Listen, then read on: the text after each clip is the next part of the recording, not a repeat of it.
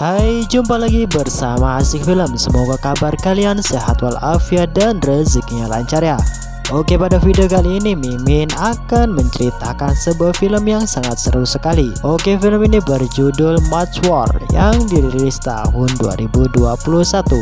Agar lebih menikmati seruput kopinya dan masuk ke alur ceritanya. Film ini menceritakan perebutan pedang iblis nomor 1 di dunia. Pedang itu sekarang tengah dikuasai seseorang pendekar. Namun setelah memilikinya, pendekar itu menyamar dan menghilang dari dunia persilatan. Ia tinggal bersama seorang anak pengemis yang ditemukan di pinggir jalan. Namun pada akhirnya orang-orang dunia persilatan berhasil melacak dan menemukan orang itu. Daripada penasaran dengan filmnya, mari kita masuk ke dalam alur cerita filmnya. Di awal film diperlihatkan beberapa biksu yang sedang melakukan berdoa di sebuah kuil. Namun tak lama dari itu muncullah seseorang datang ke sana. Pria itu bermaksud untuk mengambil pedang nomor 1 di dunia yang berada di dalam kuil tersebut. Tapi pria itu kemudian disambut oleh 3 orang pendekar penjaga kuil. Dan pertarungan 3 lawan 1 pun tak terhindarkan.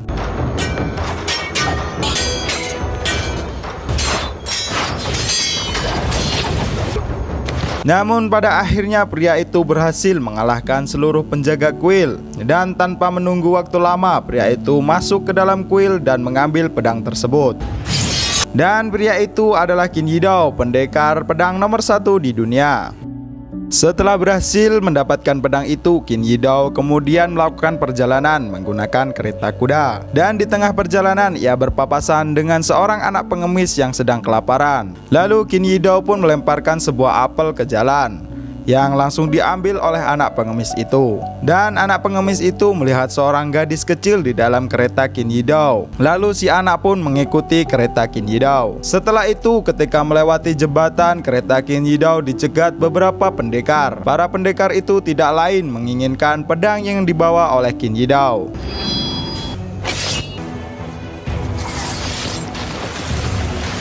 Namun mereka semua bukanlah tandingan dari Qin Yi Dao. Dengan mudah mereka semua dapat dibabat habis oleh Qin Yi Dao. Dan ketika Qin Yi Dao menghempaskan kekuatan pedangnya, tak sengaja mengenai anak pengemis itu hingga pingsan.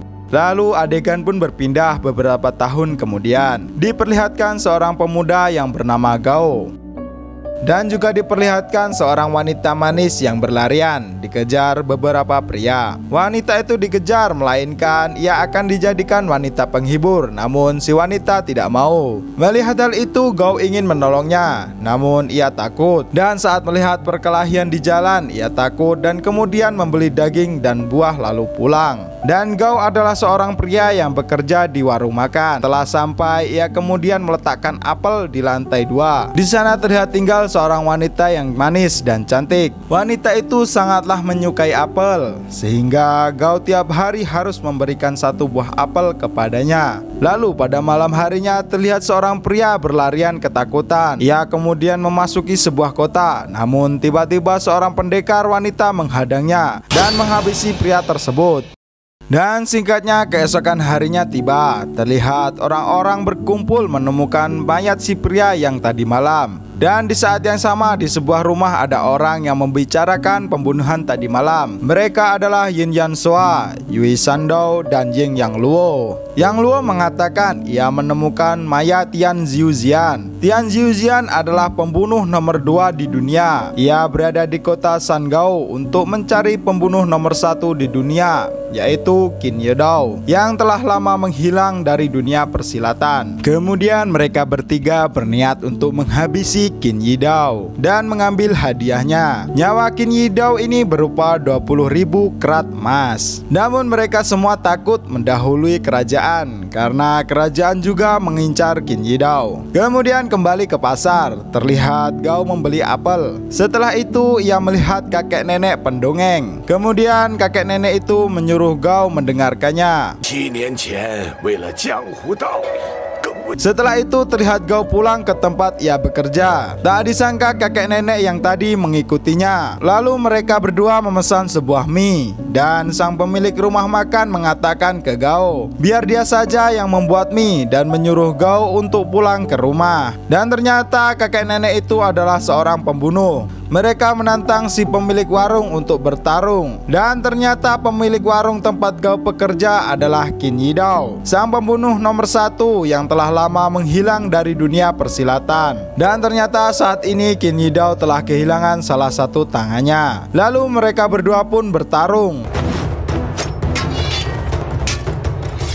Walau dengan satu tangan, Qin Yidao tetap unggul dan mampu mengalahkan kakek nenek itu. Dan setelah memenangkan pertarungan itu, Qin Yidao lalu menyuruh kakek nenek itu pergi. Dan kemudian kakek nenek itu pergi melewati sebuah padang rumput. Dan tiba-tiba mereka bertemu dengan sosok wanita misterius. Dan singkatnya keesokan hari tiba. Terlihat warung mereka lagi-lagi didatangi oleh beberapa pendekar. Para pendekar itu kemudian bertanya jalan menuju kota Sanguan, dan Gao pun menunjukkan arah menuju kota tersebut. Dan tak lama dari itu tiba-tiba rumah makan Gao didatangi oleh beberapa pengungsi yang sedang kelaparan. Lalu Gao pun membagikan makanan kepada mereka. Namun para pengungsi itu malah berebut makanan.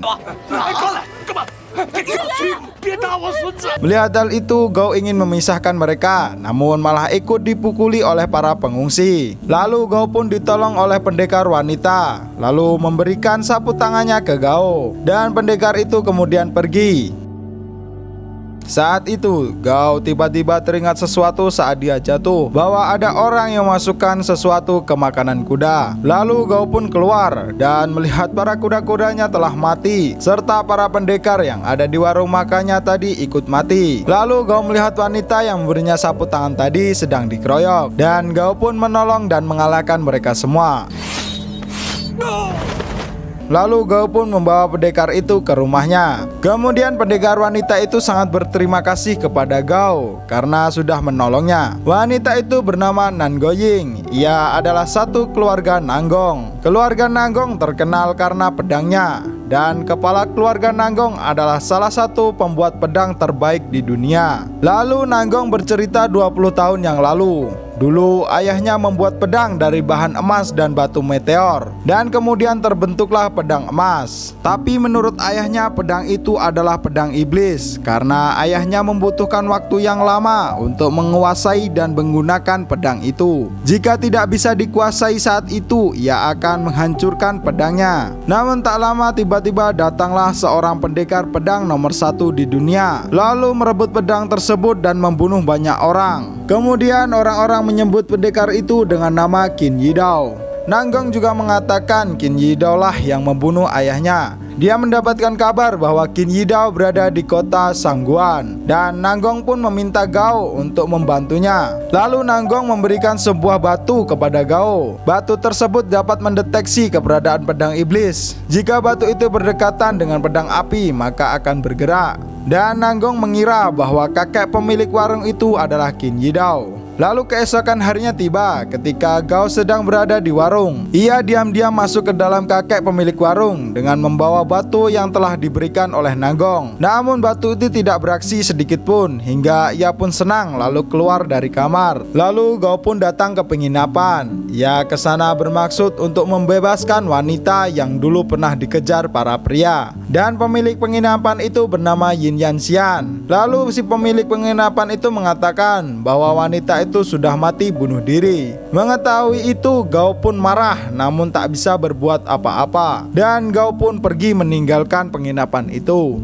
Di dalam perjalanan, Gao bertemu dengan pendekar wanita misterius. Wanita itu bertanya kepada Gao di mana keberadaan keluarga Nanggong, dan wanita itu menyerang Gao. Untungnya Gao berhasil melarikan diri. Ketika telah sampai di rumah, Gao menyuruh Nanggong pergi dari kota ini. Tapi Nanggong enggan, ia tetap bersikukuh ingin mencari pedang itu di kota ini. Jika pedang itu masih digunakan untuk membunuh orang, maka keluarga Nanggong tidak akan berhenti mencarinya. Kemudian Gao kembali ke warung dan meletakkan apel di meja wanita cantik itu. Gao mengatakan bahwa dia tak akan ikut aturannya lagi. Gao sangat menyukai wanita itu pada saat pandangan pertama, dan sekarang Gao sedang ada masalah.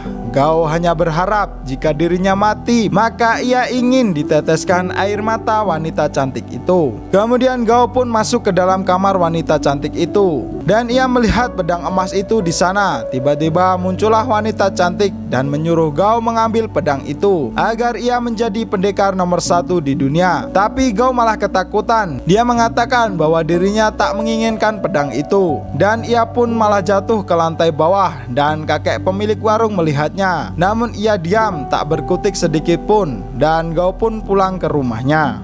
Saat di rumah, Gao bertemu dengan Nanggong dan mengatakan bahwa kakek pemilik warung adalah Qin Yidao. Lalu Gao ingin pergi dari sini, namun Nanggong membujuknya agar membunuh Qin Yidao. Tapi Gao mengatakan bahwa kakeklah yang merawatnya dari kecil serta mengajarkannya meditasi. Gao juga tak bisa bertarung karena dia takut dengan kekerasan. Keesokan harinya, Nanggong masih membujuk Gao agar mengambil pedang iblis serta membunuh Qin Yidao. Namun Gao masih dalam pendiriannya karena Qin Yidao adalah kakek yang telah merawatnya dari kecil serta mengajarinya arti sebuah kehidupan. Namun tak disangka-sangka tiba-tiba Nanggong menusuk Gao dengan pedangnya. Ternyata di luar rumah sudah ada para pendekar lain. Lalu Nanggong pun mengungkapkan yang sebenarnya kepada Gao, bahwa lukanya dulu adalah palsu. Begitu juga dengan para pengemis yang pernah ia tolong. Dan juga Qin Yidao tak pernah membunuh ayahnya. Jadi semua yang dikatakan Nanggong kepada Gao selama ini hanyalah siasat licik darinya. Lalu Nanggong pun membawa Gao yang terluka ke hadapan Qin Yidao. Nanggong meminta kepada Qin Yidao untuk menyerahkan pedang iblis atau muridnya akan mati. Lalu Qin Yidao menjawab bahwa dirinya tidak mempunyai murid, tapi sepertinya orang-orang itu hanya berbicara dengan Qin Yidao dan tak menyadari keberadaan sang gadis yang berada di samping Qin Yidao.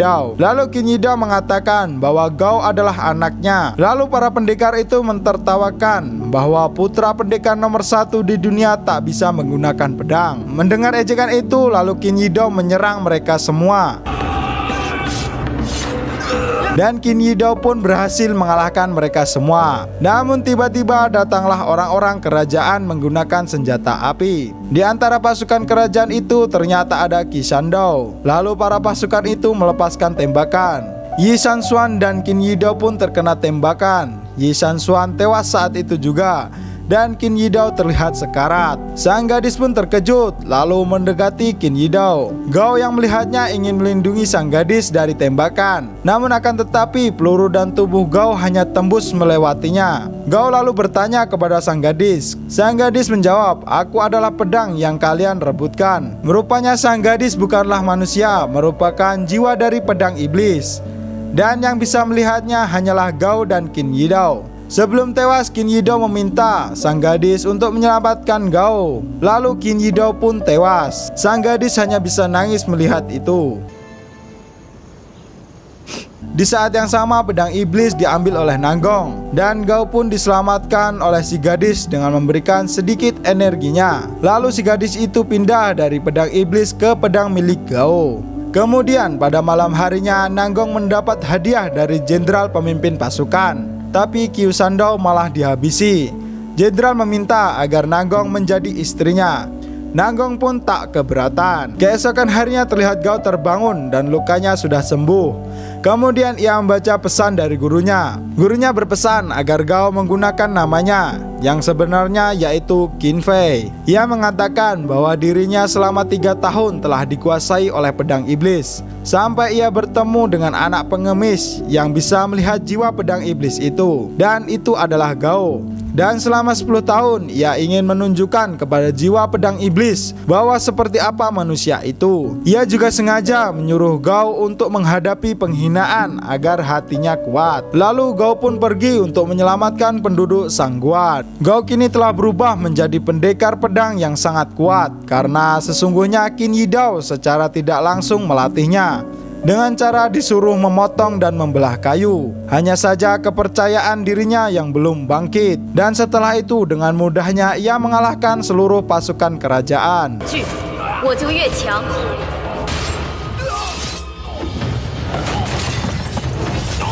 Lalu dengan gagahnya Gao kini berhadapan dengan sang jenderal. Namun ternyata itu bukanlah jenderal, melainkan Nanggong yang menjadi jenderal. Ternyata sang jenderal sendiri sudah dihabisi. Dan juga ternyata Nanggong adalah sosok pendekar misterius yang selama ini menghabisi banyak pendekar lain. Nanggong juga memiliki pedang iblis yang lain. Dan akhirnya mereka pun bertarung.